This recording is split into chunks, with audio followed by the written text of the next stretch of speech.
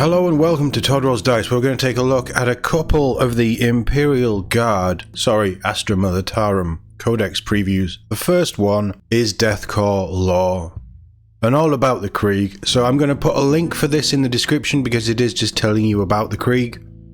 I'm not going to run through this. If you want to know more, hit the link, go to WarCom, it's on the front page. You can find out more about everybody's favourite gas mask wearing weirdos. It's not for me. I'll probably read it, but that's not the kind of video that I want to make. So we are going to take a look at the preview. And this is the preview for changes to command squads, infantry and heavy weapon squads, which I find really interesting because they've been playing around with these since 9th. I think 9th there was a big change and they had 4 dedicated infantry units. And then different stuff sort of filtered in around. But obviously with new Krieg stuff, let's see what they're doing. Field dedicated command, infantry and heavy weapon squads for the 3 biggest Astra Militarum regiments. I've had a quick scan of this, and TLDR, Cadian, Krieg and Catachan are staying. The standard everyday platoon that used to be the guard squads that had all the cool special weapons and stuff, and snipers, that's all gone. Let's see what this means. The overwhelming might of the Astra Militarum is drawn from a vast number of systems and worlds across the Imperium, each bringing their own combat doctrines to bear against the Xenos, the heretic and the traitor, in humanity's unending war against anyone who even gives them a funny look. In the new codex Astra Militarum, 3 of the most famous regiments, the Cadian Shock Troopers, the Death Corps of Krieg and the Catachan Jungle Fighters, all play a little differently under the new core infantry options. Cool picture though. I love these big, vast battlefield pictures. And the problem with me as an Imperial Guard player is I don't want to run tanks and things, which means I don't want to win games, obviously. But this all looks really cool. Like, the models are beautiful. The Baneblades are really nice as well. And the Rogaldon tank, the new tank, is really nice. So, there is now a separate datasheet with individual loadout options and rules for infantry squads. Heavy weapon squads and command squads offer more chances of strategy and synergies. I will jump down to the star. The generic platoon combat squad and platoon infantry squad datasheets have been removed. But there's nothing stopping you from using one of the 3 archetypes for your own infantry. Do your Mordians have anything in common with Krieg or Cadia? I mean, that's whatever. That, you know, people have so many different takes on these. The idea of they're stripping out data sheets to make things easier and make army building easier. I get that. But the guard range has gone from 25 years ago having such a vast and cool swathe of amazing models. Yes, they were metal. Yes, they were old. But so many different regiments were sort of shown off and had pride of place. If you really wanted to do a Mordian, a Talan, an Elysian force, you absolutely could. All of that's gone, and that's really sad. And the other thing I'll say before I get into looking at the rules here, look at the models, the brand new Cadians, the brand new Krieg, and then the 20-year-old Jungle Fighters. Does this mean we're going to get new Catachans at some point? Because they clearly need an update when you look at them. But anyway, let's actually look at what's changing here. So, Cadia. The Cadian Command Squad has the Cadia Stands rule, granting the benefit of cover against range attacks that target them so long as an officer still lives. Paired with Withering Covering Fire from a Cadian Heavy Weapon Squad, which allows Overwatch units to hit on an unmodified roll of 4+, that's strong. While within 6 inches of a friendly platoon unit, such as a command squad and its shock troop bodyguard, you can build a redoubtable firebase able to hold objectives with determination. So, command squad, bodyguard squad of shock troops, and a heavy weapons team. So 3 heavy weapons bases. That sounds like you're not going to want to charge it, let's be honest. But let's take a proper look at these. So, Cadia Stands. While a unit contains an officer, each time a ranged attack targets this unit, if this unit is within range of an objective marker you control, models in this unit have the benefit of cover against the attack, which is quite nice. But covering fire on the heavy weapons team, each time you target this unit with the fire overwatch stratagem, while resolving that stratagem, hits are scored on an unmodified hit roll of 5+. or an unmodified hit roll of 4+ instead if the unit is within 6 inches of one or more friendly platoon units. So this all depends on keywords, but if you had a few of these on your backfield or pushing further up the board and then just camped from turn 2 with a command squad and a couple of troops around them, you're going to just be overwatching on 4s. That's insane. Moving on to the new Death Corps, and the models are nice. I like the slightly more modern style of these heavy weapon teams for the Cadians, but there's something really cool about sticking them on wheels and moving them around, and I'm not a fan of the Krieg aesthetic, but I do love their heavy weapon teams.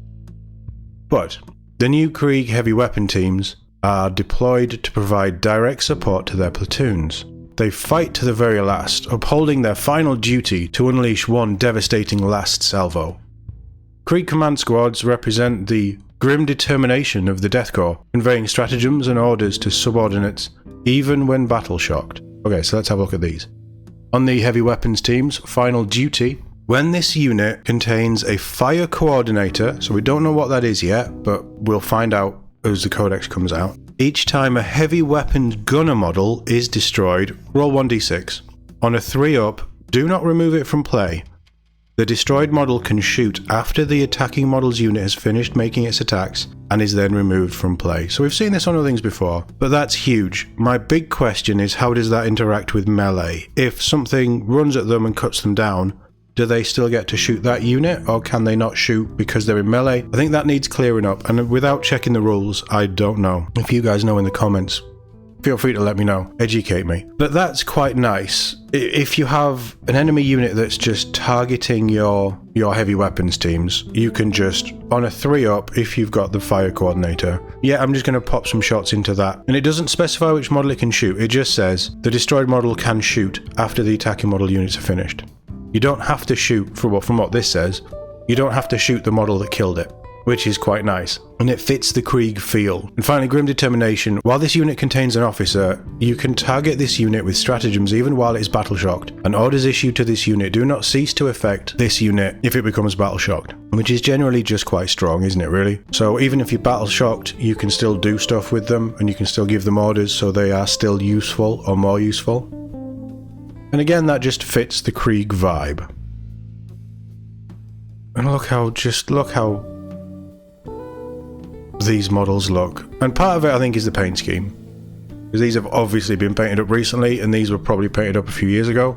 They just look so old.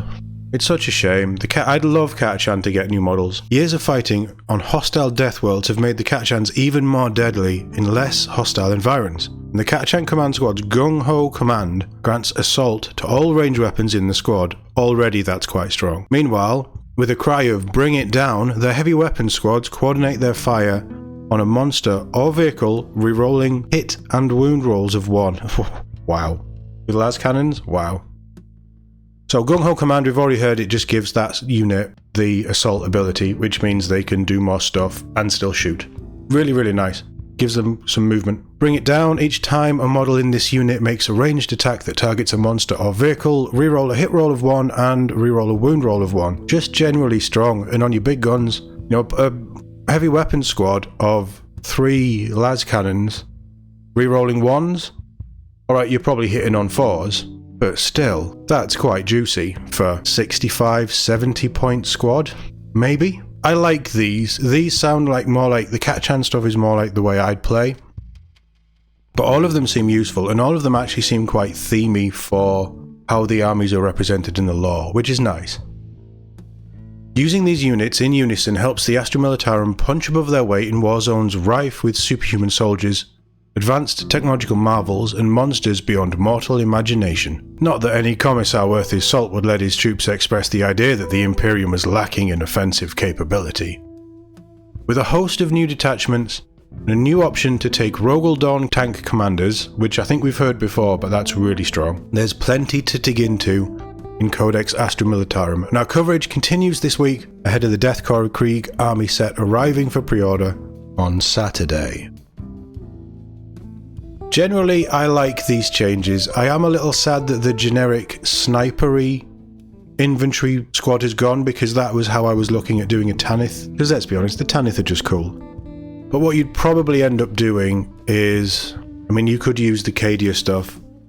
Tanith always having the benefit of cover on an objective fits how they operate. Firing on better than, you know, for Overwatch, again, fits how they operate. They get in deep, they're ambushers, they're really good guerrilla fighters. But also the Catachan stuff fits them, and Assault is quite nice. So you could probably, actually what I would do is mix and match the squads, but you design them in a way that, for me, they would all have cloaks. So this is a unit of Catachans, this is a unit of Cadians, but they're all Tanith. So it actually brings some quite nice kit bashing opportunities and things, and you can maybe tailor stuff in. Yeah, it's nice, and that's why I wanted to fall in love with the Guard again, because the kit bash potential is huge. You just make your own regiments. The new Cadian models are nice, but I just prefer to sort of build my own stuff, and that's why with Kill Team it's perfect, because I've just kit bashed my own teams for everything. And for someone like me who just prefers to model and build and mess around with things and just make cool stuff, or what I think is cool stuff, I like the freedom that this gives, but I'm also kind of sad that we're losing datasheets again. But then we're gaining the Rogaldon Tank Commander, which should probably always have been a thing from 9th anyway. We'll see. I'm excited to see what more comes out. There's obviously going to be quite a lot, because they're really going to be pushing this. From what I've heard from my local hobby sort of chat group, there's a lot of people wanting that Krieg box, and I cannot blame them. There will probably be a lot of people trying to buy it, so if you are interested, Saturday morning, as quick as you can, try everywhere you can, or if you've got an FLGS close to you, have a chat with some of the staff in there and see if you can maybe put down a payment and pre-order one a little early or something if you really want this.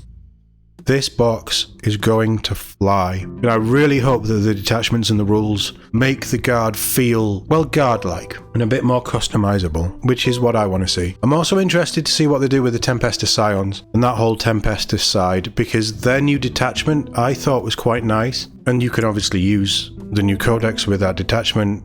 That's not going to change, we already know that. But how are they going to approach them? Because they very much feel like a secondary army. They're their own thing, basically. But we'll see, and I'm interested if we get any previews on what Kazakin might do, or specialist Krieg engineers, things like that. I'd like to see something like that as well. Who knows, we'll see. They're always a little bit wonky with these pre-order things, because the week before it goes up for pre-order, they do all the preview stuff, and then you don't hear anything for 2 weeks. Hopefully it's going to be a little bit more drip-fed, and we're actually going to get some cool information, because this is the first big 40k release since Blood Angels way back when. But who knows? Let me know what you think in the comments. If you want to check out the articles, they are in the description below. And are you excited for the Guard to finally get their codex? And it's not at the end of the edition. We'll see. I may pick up the codex, but I'm not going to be buying the army set, because all I'll be doing is kit bashing AOS models, and I don't think that's fair to people who really want the set themselves. But let me know what you think in the comments as always. Thank you very much for watching, and I'll see you all in the next one.